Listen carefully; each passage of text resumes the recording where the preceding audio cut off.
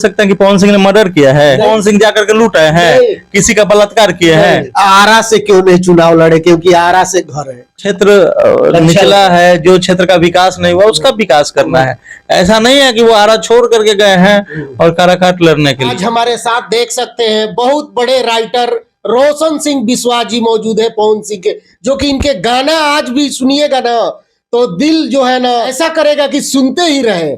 मजनुआ पिटाता और न जाने कई बड़े गाने इन्होंने धमाका पे धमाका पवन सिंह का दिया। आज जानेंगे चुनाव को लेकर के, गाने को लेकर के, सारे मैटर पे बात करेंगे। स्वागत है भैया गंगा न्यूज़। नमस्कार आपको भी और आपके चैनल देखने वाले सभी मेरे भाइयों को प्रणाम। कैसे है भैया? बहुत दिन के बाद हमारे न्यूज पे एकदम बढ़िया, एकदम बढ़िया। बिल्कुल। गाना होना चल रहा है भैया की नहीं? हाँ बिल्कुल चल रहा है, अच्छा गाना आया है अभी तो।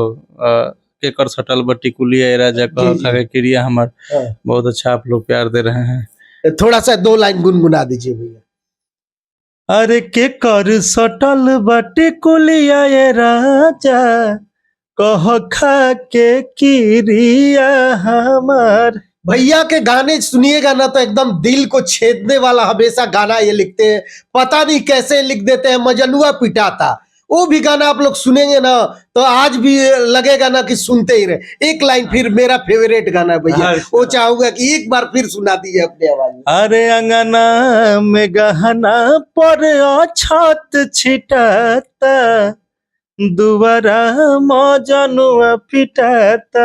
सलूट भैया, ऐसे ऐसे गाने जो कि हमारे भोजपुरी में देते रहते हैं, जो कि बहुत सारे लोग ये कहते हैं कि हमारी भोजपुरी अश्लील है, ये है वो है, लेकिन ऐसे ऐसे गाने रोशन सिंह बिस्वास ने दिया है ना कि एक धमाका है, बम ब्लास्ट है ऐसे ऐसे गाने। तो आप लोग हमारी गाने को क्या कहिएगा जो कि ऐसे ऐसे गाने जो लिखते हैं। अच्छा भैया, बहुत सारे लोग ये भोजपुरी में अभी देखिएगा तो छीछा लेदर करके रखे, अभी देखिएगा तो खेसारी जी गाना गाए हैं टेगे टेगे लेगे लेगे जो वायरल हो रहा है, उसपे एक मिथुन कुशवाहा है आके खेसारी जी के लड़की पे गा दिया। बहुत पहले एक पंकज था वो गाया था। और खेसारी जी पे हमेशा इल्जाम ये लग रहा है कि बताइए इतने बड़े स्टार है, क्या जरूरत है इस ये सब लाइन के लेकर के, तो क्या कहेंगे भैया?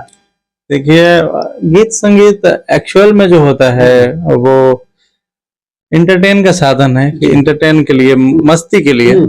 लेकिन उसमें ये किसी की बेटी, किसी की बहन, इसके नाम को लेकर के, चाहे किसी की बेटी हो, उस पे गाना मतलब बहुत भद्दा है। ये इसको शब्दों में हम नहीं कह सकते हैं, किसी को नहीं करना चाहिए। आप लोग जितने लोग गाना गाते हैं, हम रिक्वेस्ट कर रहे हैं किसी के परिवार के, किसी लड़की के नाम को लेकर के गाना मत गाइए। लोग सब अपना है, सब लोग अपने हैं। तो वो तो बात सही है भैया, लेकिन जितने तमाम छोटे गायक हैं बताते हैं कि भोजपुरी के जैसे पवन सिंह एक स्तंभ है, खेसारी लाल एक स्तंभ है, तो हम भी तो उन्हीं लोग को देख के सीखते हैं। तो भौजी लेंगे लेंगे तो उस पे भी बात हो जाता है। फिर अभी आया तो रामाई के और लेंगे लेंगे में देवर भाभी जीजा साली का रिश्ता मजाक के लिए बनाया गया है।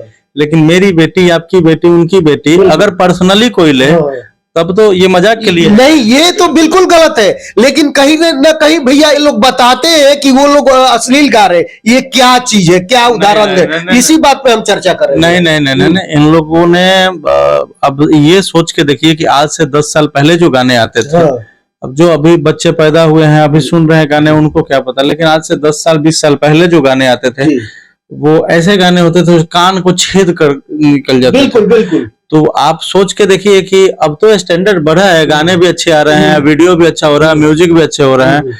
तो एक दिन में सब कुछ सुधर नहीं जाता है। इसमें आप लोगों का बहुत बड़ा योगदान है। आप लोगों ने लड़ाई लड़ी है, लड़ भी रहे हैं, लेकिन इसका मतलब ये नहीं है कि मतलब लड़ाई को गंदे तरीके से लड़ा जाए। और इसको खत्म करना ही हम लोग की प्राथमिकता है। हम लोग इसी पे काम कर रहे हैं। मैंने पिछले जितने भी गाने लिखे हो, चाहे केकर सटल बट्टी कुलिया राजा, चाहे होली का मैंने जो अभी लिखा था सैड सॉन्ग भैया का, चाहे तुझे ना देखो तो चैन, कितने जितने भी गाने उठा के देख लीजिए, मजनुआ पिटा था, पुदीना हसीना टू, कोई भी गाना देखिए, हमने ऐसा नहीं लिखा है जो आप समाज में अपने परिवार के लोगों के साथ बैठ के नहीं सुन सके। ये हमारी कोशिश रहती है कि गाने को उस हद तक अच्छा बनाया जाए कि कोई अपने फैमिली मेंबर्स के साथ भी बैठ के सुने, तो थोड़ा सा गुदगुदी टाइप का गाना होना चाहिए। बिल्कुल। लेकिन कहीं ना कहीं नाम धर करके गाना गाते हैं। खेसारी जी अभी जो तरह माई के उस पे भी बवाल हो रहा है, बहुत सारे लोग वीडियो भी बना चुके कि बताइए इतने बड़े स्टार है, क्या जरूरत है ऐसे ऐसे गाने लाने के लिए।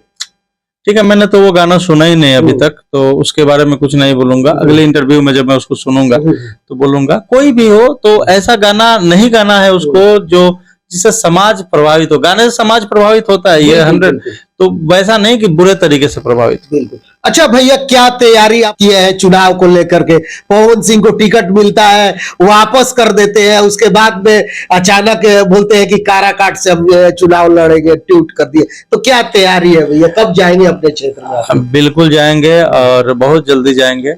बहुत से लोग गए भी हैं, क्षेत्र में घूम रहे हैं। संतोष भैया हैं, सुमन भैया हैं, ऋतिक जी, सब लोग भाई लोग गए हुए हैं, बड़े भाई लोग।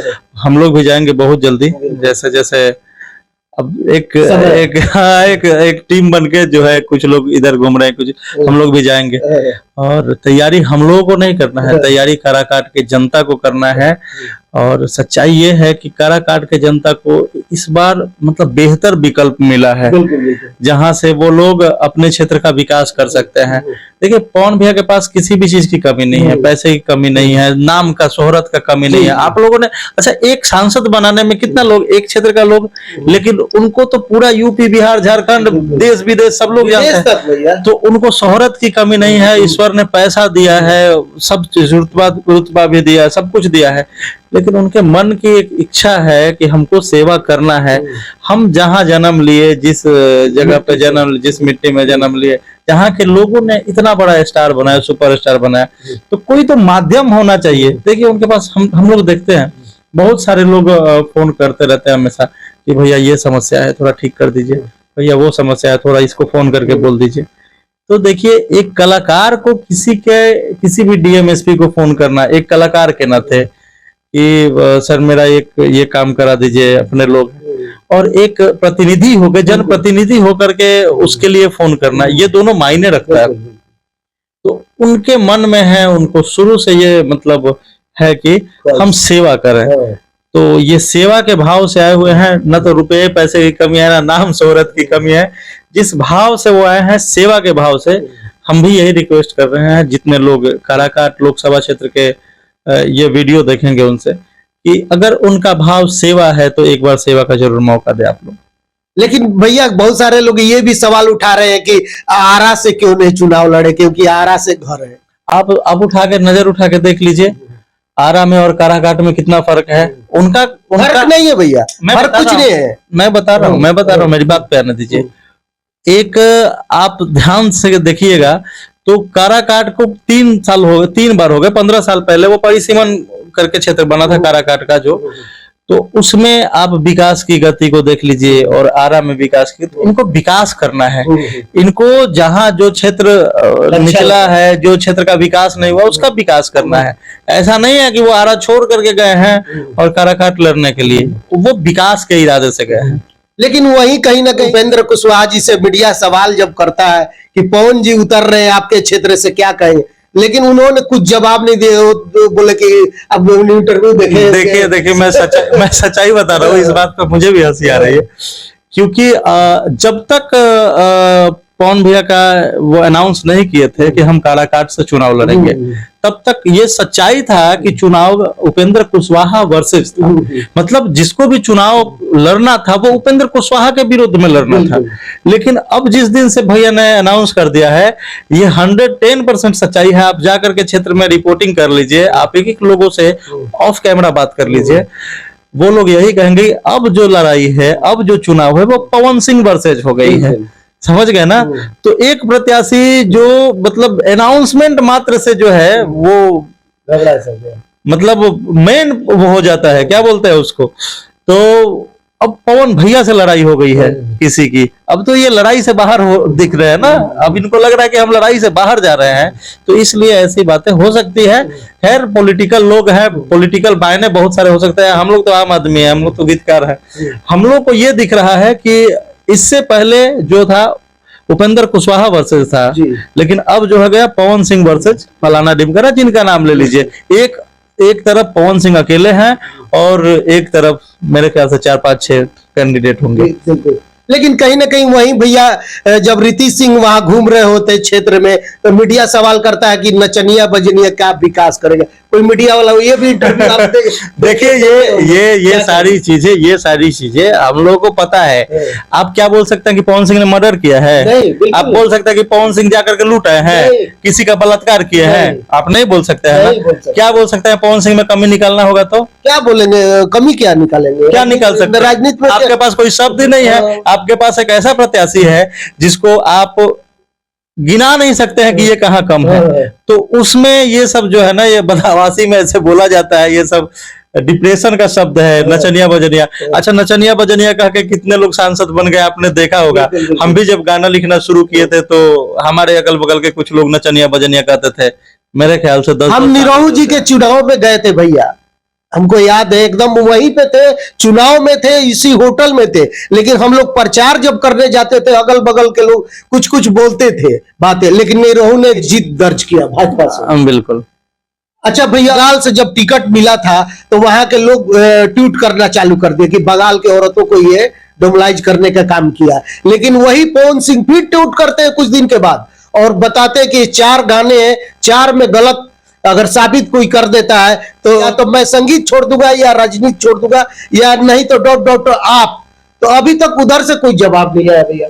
देखिए, वो दिल के सच्चे आदमी, उन्होंने रिप्लाई इसलिए किया कि ये बात उनको दिल पे लग गई थी। अब फिल्मों में बहुत सारे लोग विलेन का रोल करते हैं, तो इसका मतलब क्या, वो आम जीवन में भी विलेन होता है।